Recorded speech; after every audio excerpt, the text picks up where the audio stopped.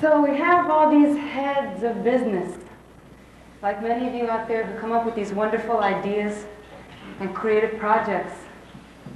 And then you have the many hands of business that accomplish the task that you set in front of folks.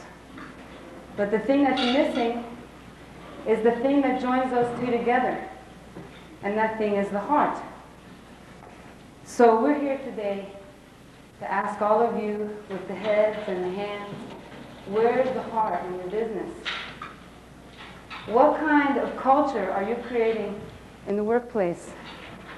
In my culture, which is the Cuban culture, the heart of our culture is creative expression through dance, through drum and song. I'm sure many of you are famous or familiar with the famous Cuban cigars.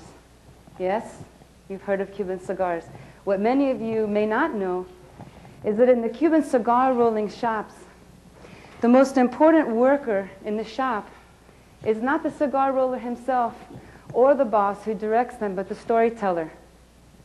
There's a little man who is beyond his years now, can't keep up with the productivity of rolling hundreds of cigars every day. So he sits in the front of the room and he reads from the newspaper. He talks about local gossip. He tells stories. He sings sometimes.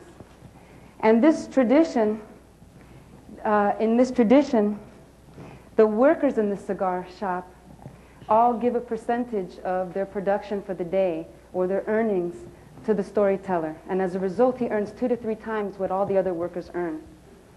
And this tradition was begun before the advent of radio.